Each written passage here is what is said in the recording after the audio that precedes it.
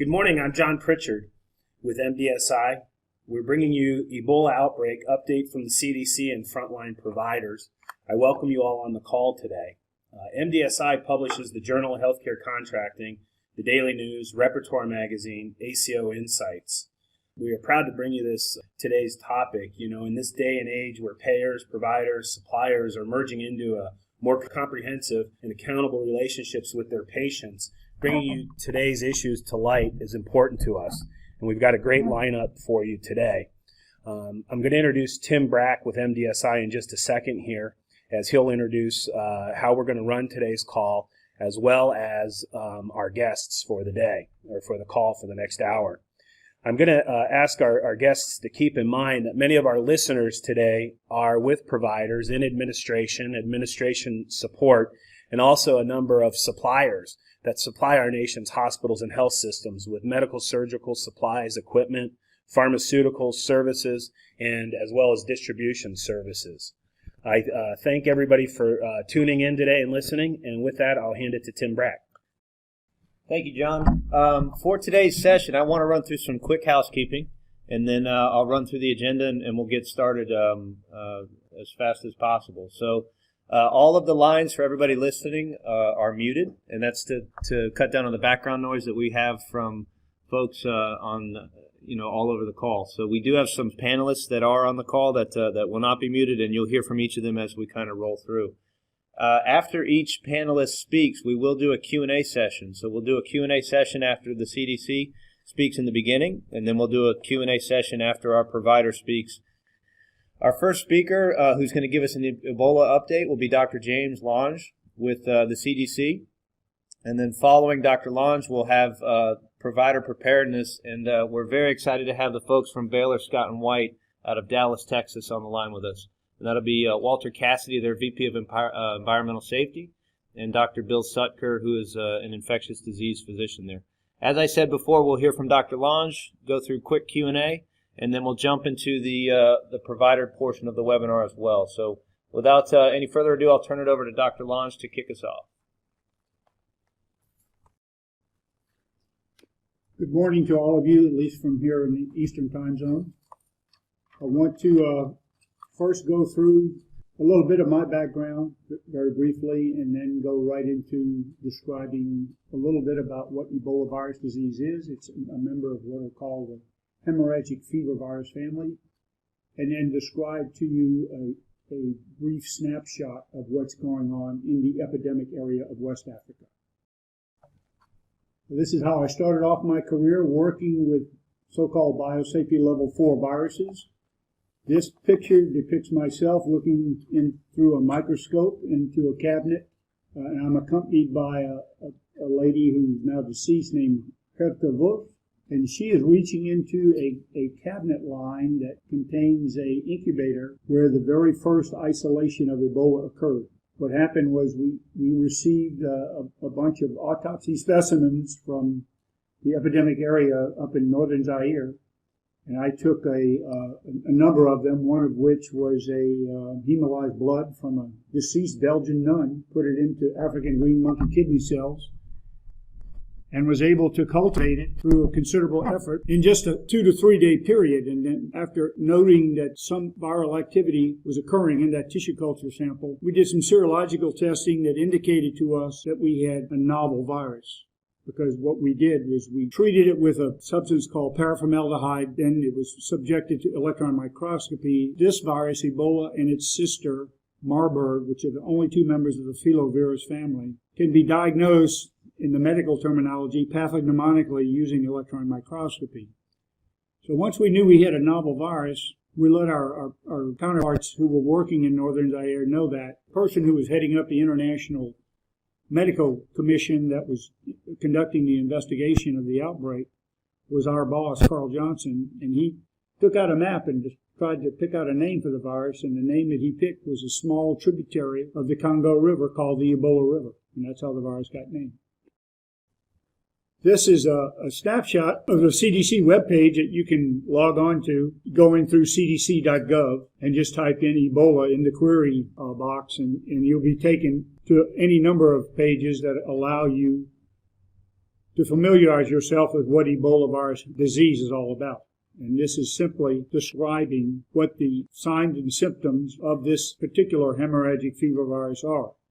And you can throw virtually all the hemorrhagic fever viruses, which include not just these two, Marburg and Ebola, but also old world viruses and new world viruses, some of which are endemic to Africa, some of which are endemic to South America. Fortunately for us, none of which are endemic to North America. You can throw them all in a basket and just come up with a group of initial signs and symptoms that look like what we call ILI, which stands for influenza-like illness.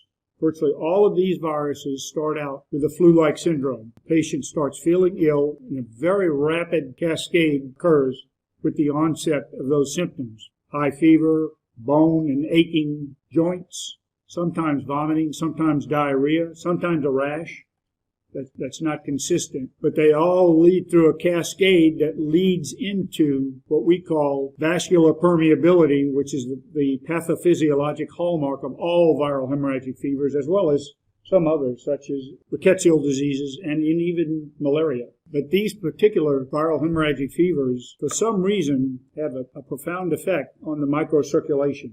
And what is essentially supposed to be a closed plumbing system, being our cardiovascular system, the pump being the heart, the arteries and venules being the conduction system, seem to lose their integrity. And so what happens is patients begin to lose fluid, cells, electrolytes that begin to ooze out through those compromised vessels, especially at the microcirculation level. And that's what causes the so-called bleeding diathesis. And in addition to that, of course, all the coagulation measurements that are done in the laboratory are completely out of whack, especially the bleeding time. And the platelets, which play a significant role in forming clots or thrombi, is the medical term, begin to malfunction. And so what you do is you lose your vascular integrity, you begin to lose red blood cells, white blood cells. That you see the red blood cells coming out. And your platelets and your clotting cascade can do nothing to countermand that. So that's the derivation of the term viral hemorrhagic fever. You do hemorrhage. And in the cases that are fatal, that hemorrhaging is manifested early in the brain, and patients lose their ability to regulate body temperature and blood pressure. So they become hypothermic and hypotensive. And that's the hallmark of impending death in virtually every patient that dies. Any patient has the BP and the body temperature drop off the cliff, there's absolutely nothing that can be done to intervene.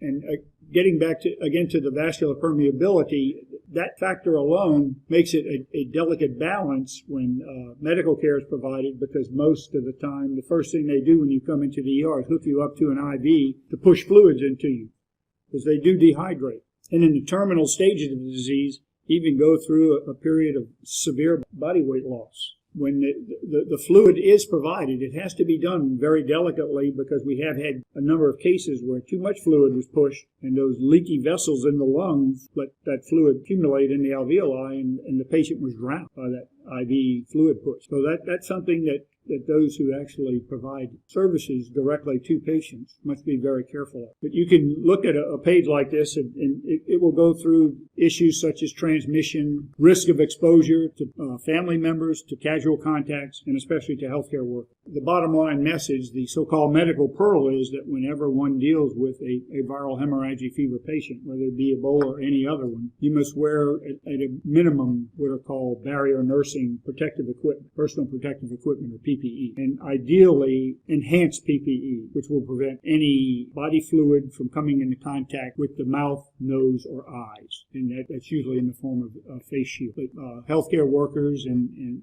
outbreak investigators sometimes wear pressure devices that push air across the face. They're called PAPRs. That's a little at the high end of fancy for those who do outbreak investigations and provide services to patients. Treatment is listed here, and if you listen to anything that was provided in the media, there is no treatment for this viral hemorrhagic fever, and virtually none of the others, with a couple of exceptions where there have been some nucleic acid building block analogs called nucleosides and nucleotides. They're treatments by using these components, these so-called building blocks of DNA and RNA that have deliberate defects built into them that can be used to treat cases, and that have had a fairly good level of success, but only in treating viral hemorrhagic fever cases that have significantly lower death rates than Ebola. Now, you may have heard of the treatment that the two patients here got, the so-called ZMET, and that's a cocktail of 3 monoclonal antibodies that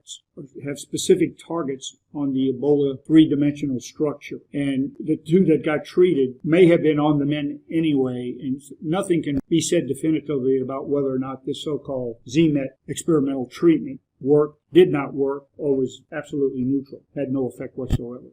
There are some others that are coming down the pike in the form of what are called Rna Inhibitors, and the Rna Inhibitors are a group of compounds that downregulate nucleic acid synthesis. And it is a mode that offers the possibility of success. And there's a company that's trying to get, I believe, FDA approval on what's called an emergency use authorization for using RNA inhibitor treatments of Ebola patients. You can look those up by either Binging or Googling those, and you'll get a lot more detailed information.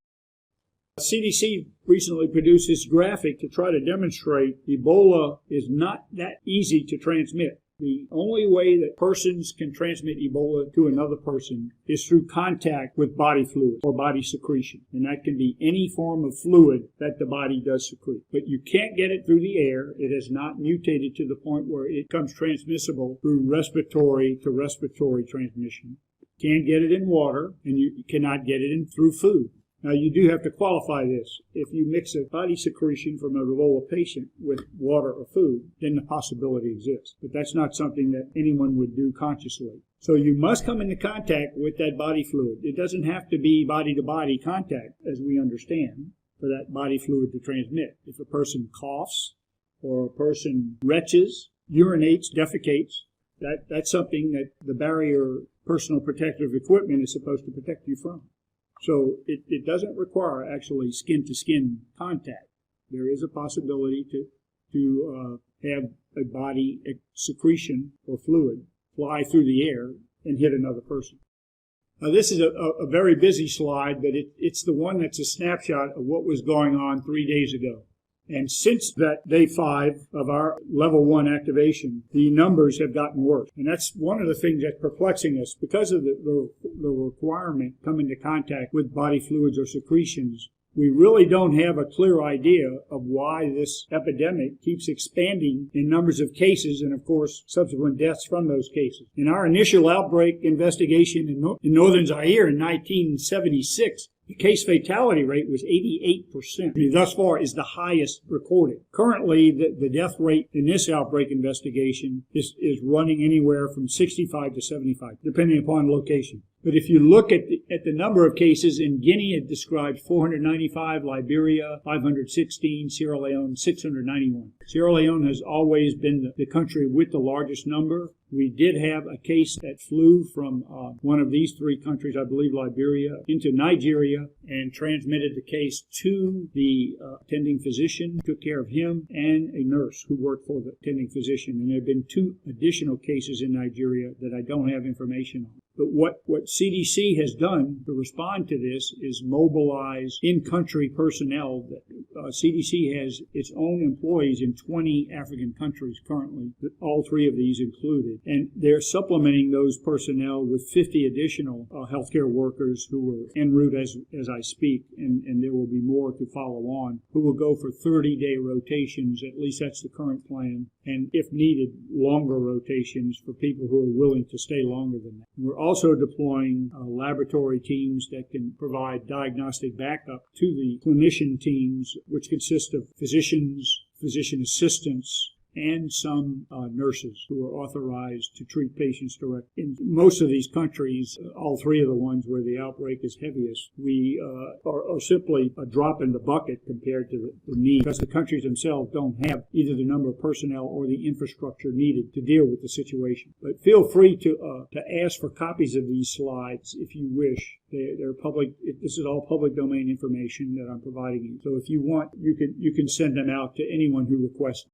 We do break down the number of cases that are diagnosed clinically and those that are laboratory confirmed. and the numbers that are reported by the WHO do the same thing. And you can take a look at these in detail. I'm not going to bog you down with what exactly CDC is doing. I've given you a rough idea. We're sending people to supplement the healthcare provision, and we also are helping the public health departments in each of the countries, the national healthcare systems, to attempt to identify further cases in the major transportation nodes. And of course, that's airports, and water ports of entry, and wherever else the ministries of health decide they need that help. I think I've covered my portion, about 20 minutes long, and we can start the questions whenever you choose to. Excellent. Thank you very much, Dr. Lange. I'm going to request that we hold questions for Dr. Lange after the gentleman from Baylor, Scott and White, present. I want to stay on time with them.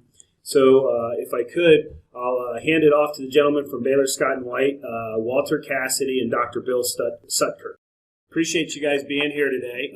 I'd like to just kind of start, if I could, if you guys, however you decide to split up the conversation, you're welcome to. But if you could provide us some information on how your health system is going through a preparedness plan, if you would, please. Walter, do you want to take that, or do you want me to do that? Sure, I can give just a brief overview. Good morning, everyone. This is Walter Cassidy. Just to back up a little bit, just to give you a brief, 3-minute overview of, a lot of times we get the question, how do you guys plan for whether it be Ebola or whatever the current topic is? And basically, we take an all-hazards approach to our disaster planning and emergency preparedness programs. So basically, we look at anything that could cause disruption in our ability to provide patient care. That could be an outbreak, that could be a supply chain disruption, that could be an electronic health record downtime. Anything that affects our ability to care for our patients, we include in our planning purposes. And so we basically use an all-hazards approach. And there's kind of 4 phases that we look at. There's mitigation, preparedness, response, and recovery. And so within those 4 phases is kind of all the aspects of what we do. Mitigation, obviously, is where we try to prepare ahead of time for a certain event. Obviously, preparedness is the details that go into that, whether it's stockpiling information, stockpiling supplies, whether it's training our staff. So basically, we try to assess the vulnerability, of our organization to all the threats that we establish. And so how we do that is through a hazard vulnerability analysis. And it's basically a tool that we use to identify the risk and have a criteria to what that risk may be so that we can score the risks that are affecting the facility and therefore apply certain resources to where we have the high risk. Basically, that drives where we have policies and procedures and things of that nature. But we try, again, to back up to wrap all the hazards into one approach so that we don't have anything on the outlying fringes of what we're trying to prepare for. In regards specifically to Ebola, we try to look at it from a standard approach, whether it's Ebola, whether it's H1N1, whether it's MERS, whatever it may be. In most cases, just like the symptoms are similar, in most cases the treatment and the preparedness is similar, meaning how the staff handle it. And so from a facility perspective, we have dedicated areas in our hospital that we care for these patients that have the technical capacity to either be isolation, reverse isolation, a positive pressure room, a negative pressure room, kind of depending on what the diseases that we're trying to treat. And again, staff education and training is key on this. We've already began to put together information to get out to our staff because there's always some concern when something new comes into the facility. It's worrisome to the staff. In the case of Ebola, what's especially bothersome to them is that everyone's watching CNN and seeing folks in Class A suits, Class B suits, with air tanks on and PAPRs on and respirators on, and our stance in the hospital isn't quite that great. And we got to help our staff understand that that's because they're doing a different role. They're not providing patient care. They're doing decontamination. They're doing other functions will require a much higher level of personal protective equipment. And that type of communication is what's key to get out in a proactive manner to make sure that we don't have panic or that we don't have over concern within our facilities. And moving on to patient communication, I'll kind of let Dr. Sutker chime in and give us some information on that. Well, I think as Walter said that we've had kind of a disaster plan and when we went through the H1N1 recently with MERS and how we would handle it. And so we're able to apply a lot of those same principles when dealing now with Ebola. And I think as Walter alluded to, it's the fear of the unknown, what's going to happen. You know, if people think that it's going to be on our doorstep, they think it's so highly contagious. And so I think the most important part of it is communication and education. So we have to educate our physicians, we have to educate our staff, you know, to try and decrease the fear factor and give them the practical points. Certainly the CDC website is really where we get most of our information, and we follow that regularly. We create our own website where we can update things daily, and so the staff can just log on at any computer in the hospital or at home to our main website for the healthcare system and find updates and guidance. We provide phone numbers that they can call if there are any questions. So today, you know, we've had several meetings already with our leadership in order to get our game plan together as far as what we're doing. Dr. Long showed the CDC graphic of you know, how it's not transmitted. I think that's a really nice visual that we're including with some of our communication. We really haven't had questions from patients about it. It's really been more of our staff who will handle patients, you know, if and when the time comes where we need to let them know.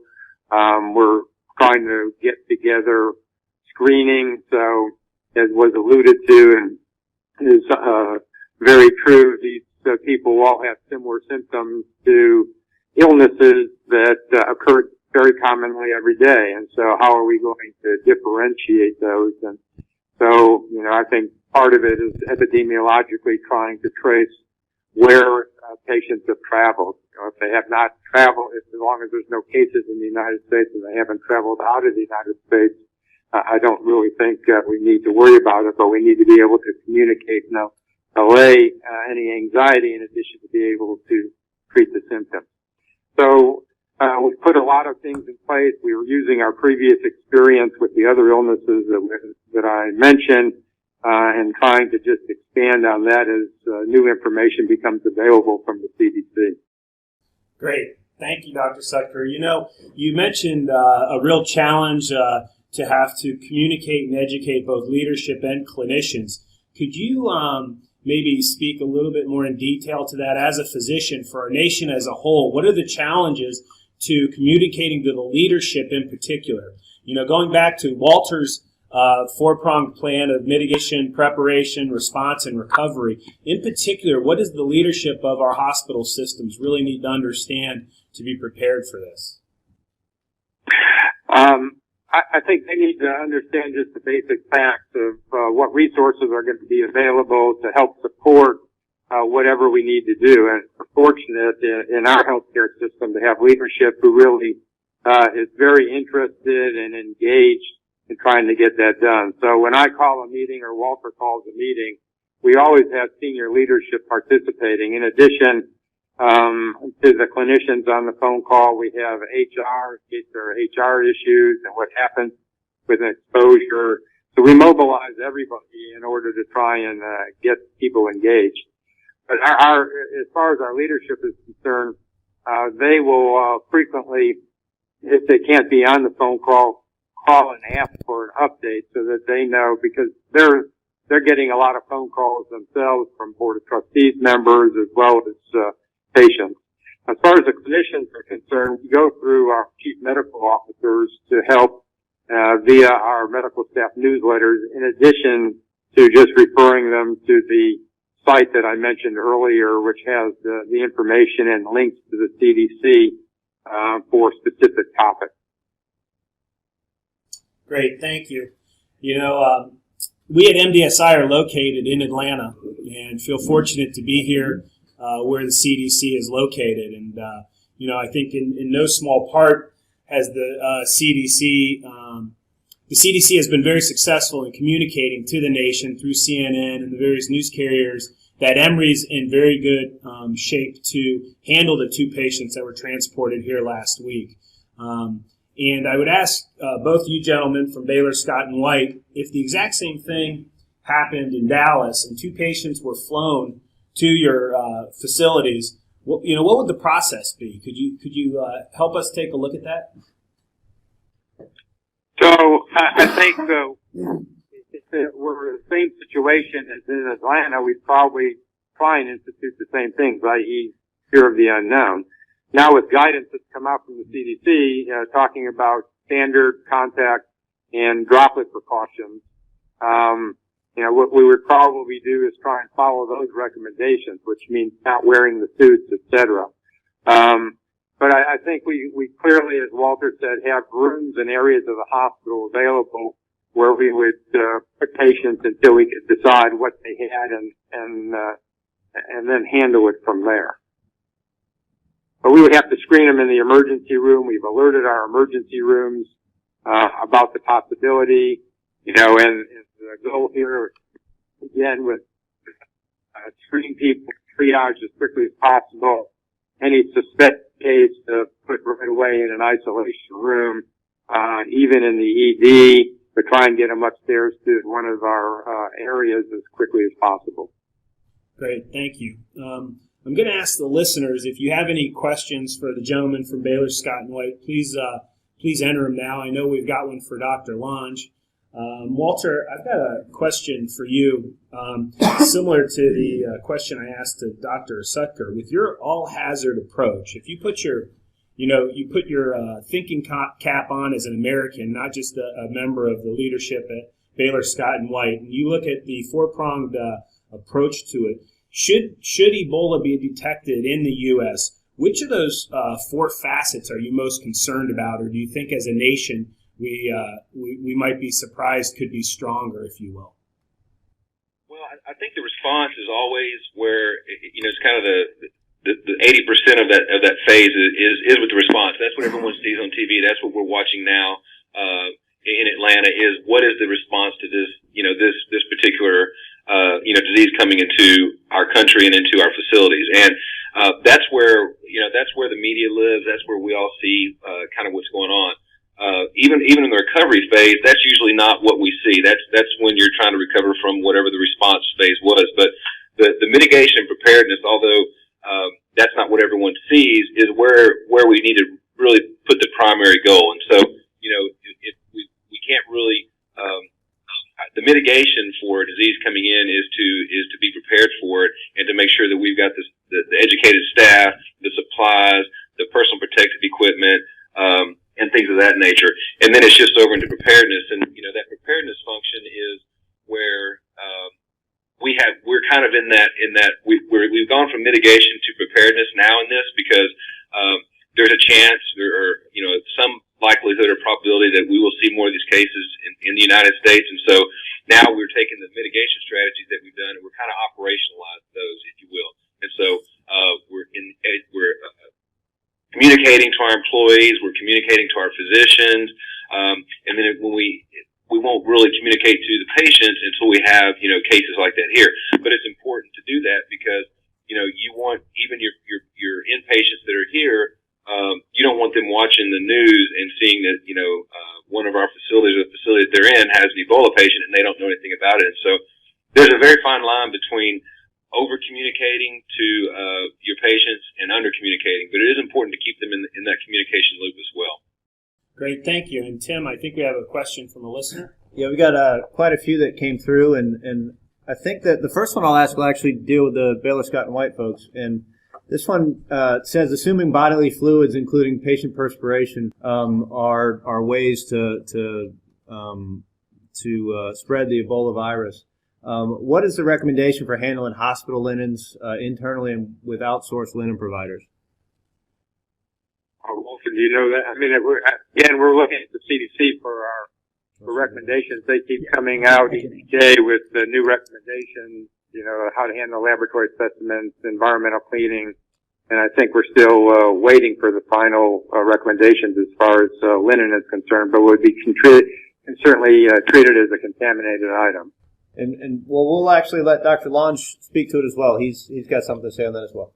Sure. You described the specialized, what we would call high containment areas within these hospital facilities that will be used to treat such patients. And it's my understanding that the contract linen providers don't enter even the hallways outside these facilities to provide linen. That house staff is called on and trained to perform those duties. If you had outsiders coming in to provide that service, they would have to do it in PPE and have to have the proper training. And so, in my mind, I think most healthcare facilities would opt to use their own trained in-house house staff. Yes, and just to add to that, that is correct. And so the linen, the normal procedures which would apply to here is that the linen is bagged in an impervious bag inside the room. And so for these particular patients, that linen would be bagged and stored separately until, like Dr. Sucker said, we had determination from either the CDC or our local health authorities of how to deal with that particular one. We wouldn't just put that in the normal mainstream and unless we had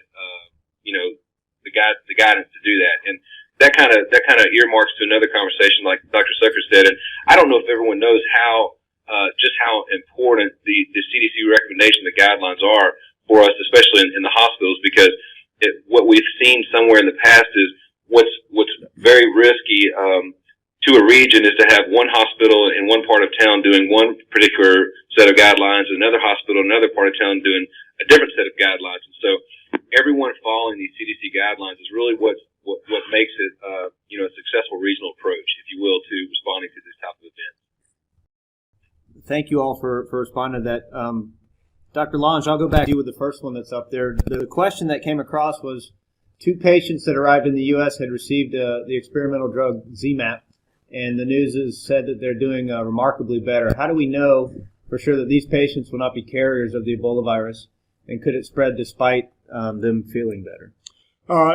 On the contrary, we know that they will be carriers through a vast experience in doing follow-up examination of viral hemorrhagic fever virus patients who do recover completely.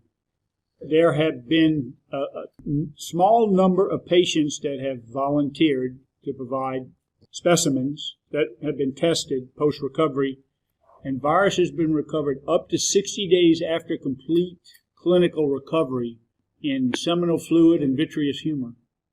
So we know they're going to have the virus, and those patients have to take proper precautions. We have not recovered it from what we consider normal excretions, such as saliva and nasal discharges and from lacrimal gland discharge, from tears, or from urine, urine and feces. Although you can isolate virus from all of those during the course of the illness and for a very short period after they recover. But that's just a few days. Excellent. Thank you. Well, this one kind of catches a couple of them. It actually says, and this is kudos to you, Dr. Lange, as well as Walter and Dr. Sutter. It basically says the CDC and folks from Baylor, Scott, and White sound very calm about this, very balanced. Yet today, the World Health Organization has a headline that stated, WHO warns Ebola outbreak is a public health emergency. How do you guys recommend, and I'd love to hear from all three of you, how do you recommend that folks balance this? Because there's a lot of panic that's being created by the media, and what can be done to kind of mitigate that? And Dr. Lange, I'll start with you, and then we'll go to Walter and then to Dr. Sutter. Sure. This is something that we face on a regular basis, and what we do is put the heads of ourselves and what we call our emergency risk communicators together and try to come up with some messages that are easily understood and that convey the idea that the people really don't have to panic, even though Dr. Chen, the head of the WHO, is a wonderful healthcare leader of that organization. It's understandable. What we have to do is tell folks we understand your level of concern and even your level of panic when you say that you're panicking, and try to get across to them that we do have the resources, the knowledge, and the capability to deal with emergencies such as this one. As Dr. Frieden said, on all the talk shows last Sunday and before the investigation committee in Congress yesterday. We know how to stop this epidemic, but we have to apply the proper amounts of resources in the epidemic zone to get that done. But we're going to get it stopped, and we're going to take the proper precautions to see that it doesn't expand to other countries. Thank you, Dr. Lange. Walter, would you like to cover that from the Baylor Scott and White side? I think it's really important for people to understand, and one thing the media doesn't do a good job of relaying to the public is that these escalated, levels, and when they announce something like that, that's proactive in nature, and it also is a mechanism to release resources. And so when the World Health Organization makes these statements, what they're doing is also releasing additional resources that may be outside of their normal span of control, and that just allows us to more encapsulate the issue. For this particular issue, it is contained to one particular area, but H1N1 was very different. It spread very rapidly, and it was in multiple countries, and so there was a vast amount of resources that are released when these designations are met. Excellent. Thank you so much. And we've had two questions come in that talk about, and this will go to you, Dr. Lange. Will there be a need to screen at U.S. entry points, or what type of screening processes do we need to have at our borders? All right, yeah, that's a very good question, and one that we anticipated many years ago with influenza pandemic, and we have worked with private sector folks who have developed a walk-through device that measures body temperature. And to be honest with you, a bunch of us laughed at it at first, but it's actually been tested in the field and found to be quite effective. So for anyone exiting an aircraft at any port of entry across this country, coming from a foreign destination, and by the way, the airlines all know where the points of origin are for all passengers, so they track all this stuff. So anyone who has a point of origin in an epidemic or endemic region who may be incubating a particular virus or other infectious agent can be screened, but only to the limit of screening the body temperature. That's as far as we're capable of doing it, given the constrictions on personal liberties. That's excellent. And there is another question that I think goes along the same lines as the linens, one that you addressed earlier. It says, what about food trays, utensils, and their disposal? I'm assuming that those vendors would also be kept out of those spaces that are quarantined? Yes, that particular supply chain is completely separate from the normal supply chain in virtually any healthcare facility that has this specialized capability. And there are not that many, because it costs a lot of money to have your facility engineered with an HVAC for either negative pressure, which is what you would want with a viral hemorrhagic fever, or in some cases positive pressure. And so all the paradigms change for support for those types of patients. Great, thank you. I know, Dr. Sucker, we just have a minute or two left with you, so I'm going to pose one question to you and Walter and ask you, when you look at your industry partners at Baylor Scott and White, what can they do better, be it your suppliers, your payers, and other folks in your community that are partners of Baylor Scott and White? Anything come to mind when you consider a possible outbreak of Ebola or in preparation for it? So I think, from a clinical point of view, the Dallas-Fort Worth Hospital Council usually helps the local county. We're in Dallas County, but the surrounding health departments as well all help. And I think it's really a community effort to make sure everybody has up-to-date information and resources that can be shared if necessary. So I really think it's an all-out community effort in order to make sure we're providing all the information we need to the public. Great, thank you. Walter, anything else you'd like to contribute? No, I just think, to reiterate what I mentioned earlier, the community approach and having the same standard of care throughout a community is very important. Our service providers are, we have primary, secondary, tertiary service providers, and so What's always a challenge is, like with H1N1, there was, everyone was running out of gloves, and sometimes they're hard to get because so much of manufacturing is just in time now for efficiencies and cost savings. But that's one of the challenges that we run into is making sure that we have the balance between not having a wasteful stockpile of stuff, some protective equipment here, but yet making sure that our supplier can get that to us in a timely fashion. And so those are just some of the logistics that we have to work through during events like this. Great, thank you. Excellent. Dr. Lange, there's another question up there that you and I spoke about that we'd love to hear your thoughts on. It's a pretty blunt question. It says, we didn't jump on AIDS. Will we jump on this? So I'll turn that over to you to kind of talk to. Sure, it's a fair question. Initially, when this human immunodeficiency was first described back in the early 80s, I can tell you that my employer, the CDC, allocated a lot of resources to try to find out what was going on. They sent epidemiologists up to New York, to San Francisco, and to other points where cases were cropping up, and they were confounded by it. And we also allocated lots of very fine minds and laboratory teams to try to discover what was causing it. And as it turned out, that virus was very difficult to grow, and it took well over a year even begin to sort out what was going on.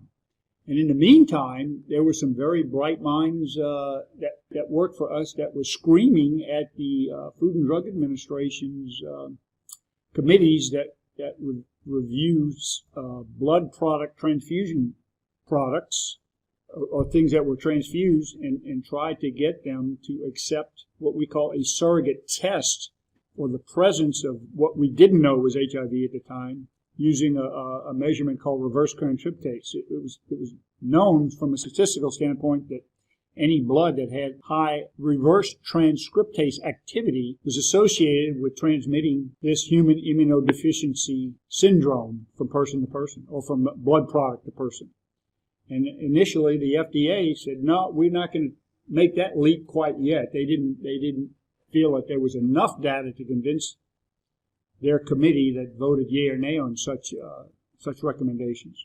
And a lot of people picked up HIV because of that failure. So yeah, the people who didn't jump on it were the people who fund federal health care, and not just federal health, federal scientific institutions like the NIH and ourselves. And it took a lot of very heartfelt and really hard-fought efforts by the community that was most affected to lobby Congress, and today they are still one of the most effective lobbying groups that, in my mind, rival the NRA, at least when it comes to congressional appropriations. And so you're right, it was not jumped on in a wholehearted way by everyone involved, but it was jumped on at least from the levels where things such as new infectious diseases should be investigated, sorted out, and then dealt with. Well, we're running up against our hour here. I want to say thank you to Dr. Lange from the CDC. I'd like to say thank you to Walter Cassidy with Baylor Scott & White and Dr. Sutker with Baylor Scott & White. Thank you, everyone, for your time on this Friday, and we appreciate it. We hope everybody has a great weekend. Take care.